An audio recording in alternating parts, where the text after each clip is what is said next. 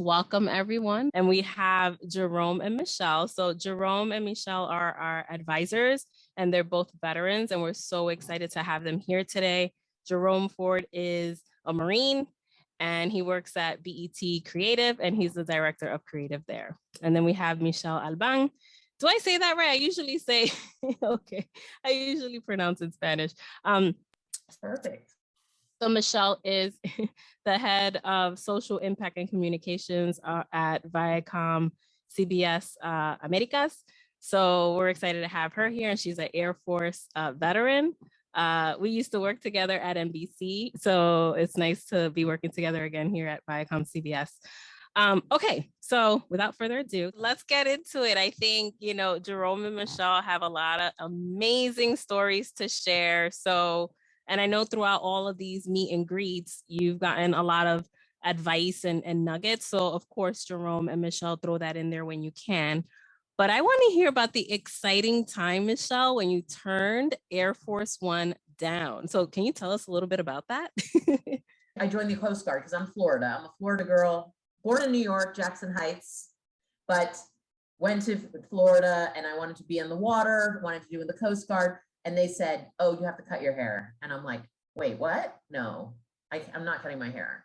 I had really long hair and I was 21. And I was like, no, dude, I'm not cutting my hair. So let me call all the branches and find out who does not make me cut my hair.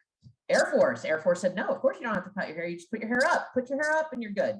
I was coming in a very crazy, crazy time. And when I went to MEPS, they gave you, you know how they give you the choices, military police, dental hygienist, or this thing called AWACS, yeah, Airborne Warning and Command Systems.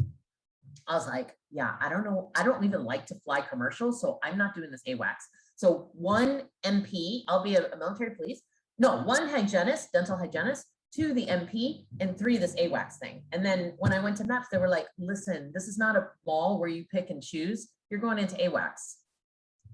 I went to my recruiter and I was like, oh my God, they want me to go into AWACS. He was like, oh my God, you have to do survival school.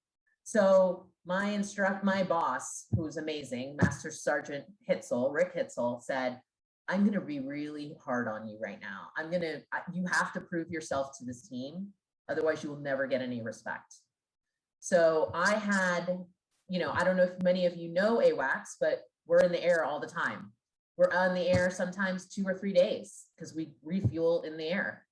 So I had a 16-hour check ride, no joke, 16 hours being drilled, trying to get to, and everyone saw that was the case.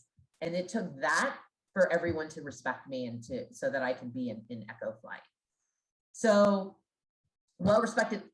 I was pregnant the last 7 months of my tour. And since I couldn't fly, they were like, hey, let's handle everything to Michelle, because I was the one at the end of the check ride as an instructor. You went up and you said, hey, Betty is ready for mission ready. She's a great student. She did dominate that, blah, blah, blah, blah. And I would present these students to people. Well, I got to work with General Powell. One of those people were General Powell, okay? Who was amazing. I love him. And he was, I have a feeling, because you never know how these things come up, right? I was coming to the end. I was like, okay, peace out. I've got kids. I'm going to have these kids. And they said, hey, you got orders to your next order. If you re-enlist, your next flight would be Air Force One. And that was like, wow. Like I was hoping for the hotel in Hawaii, really. I was hoping to be like a front desk person in Hawaii because I always heard that was a good gig, but Air Force One. But I mean, imagine I knew I was having twin boys, like twins. So I was already TDY 260 days out of the year, going to Saudi Arabia, Turkey, missions in Panama.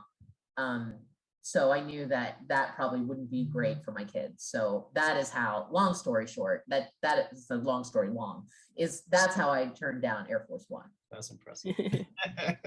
Oh, thank you. Thank you. Jessica Lynch was there. And she, as many of you know, she was POW, right?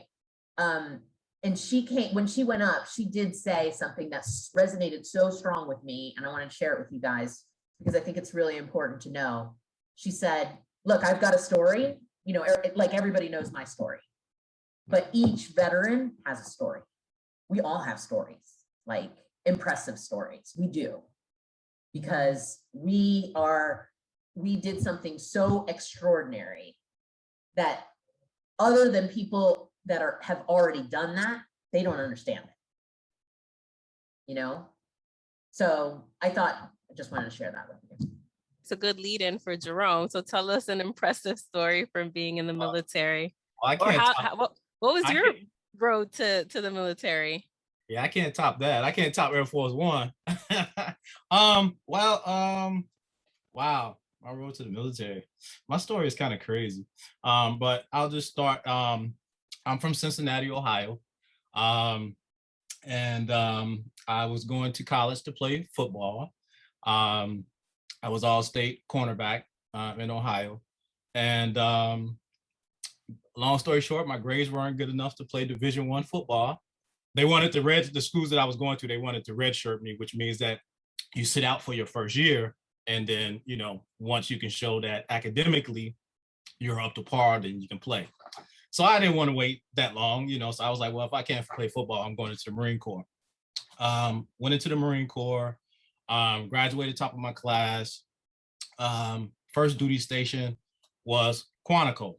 And, so I got orders to go overseas, and my unit was pulling out for Desert Storm. And, I was squad leader at the time, and I'm ready to head out with my unit. And then at the last minute, the colonel in Okinawa said, you're not going, you're staying back to train all the reservists and the other units in landmine warfare demolitions heading over to Desert Storm. So, it was kind of like bittersweet, you know what I'm saying? Because it was like, I wanted to leave with my unit, but, I had another purpose. So after leaving the Marine Corps, I moved to New York. I have family here. And I actually fell into the creative field. I was actually going into law enforcement. And it just so happened that I had a good buddy at HBO Sports. And he pulled me into HBO Sports. I started there as a PA, went to school at Bronx Community, graduated from there. And then I went on to the School of Visual Arts. And then, wound up working in the business, and the rest is history. Then I'll go to Michelle and say, how did you get from, I guess the Air Force decline to where you are today? So I remember, I'll never forget, I was, looking at, I think at that time it was the paper. And I was like, okay, what am I going to do? Jerome and I hit us up on LinkedIn because it's all about your network. It is all about your network on who you know, what you can get in. I went and spoke to, I'll never forget, Mike Whitworth, and he was an Air Force vet. He was an Air Force vet. And I was like, look, I didn't have any experience being a secretary or administrative assistant before, but I know he had a soft spot for me, just leaving the Air Force, and I got hired. I was a total of 15 years at Nielsen. And there was a job at the Hispanic, here comes Betty, right? The Hispanic marketing, NHTI, National Hispanic Television Index. By the way, not one Hispanic in Nielsen National Hispanic Television Index. I was like, I'm a Latina. You need to hire me. And I made the pitch, and they're like, okay. And you can have as a client Telemundo. Telemundo's your client, and all of the advertising agencies, Hispanic advertising agencies, because no one could speak to them because they all speak Spanish and nobody can speak Spanish. So that's what I did for 4 years. And I worked for Millie Carrasquillo, but she said, hey, why don't you come down, and do you want to work at Telemundo? We're starting to create original programming, and we need to start a primary research division, and you can lead it, right? I can't go work for whatever. Entertainment is in my blood. That's where I'm going to stay. And I'm really excited to work with the Americas. It was it brought another challenge, because they're like, how about Latin America? I'm like, I don't know Latin America. I never worked with Latin America. I mean, my parents are from Ecuador and Colombia, but I've never worked with Latin America. Oh, and Canada. I also work Canada, and I've never even been to Canada, but it was a challenge and I learned new things. And the good thing that I will tell you guys is that always, and you guys know this, rely on your team, right? You always rely on your team. Like everybody does their job. And as long as everybody does their job, you're going to be successful. So lucky for me, I have a great team. So Jerome, I would say, walk us through a day in your life of being a BET creative. Since COVID started, every morning we start with a 10 a.m.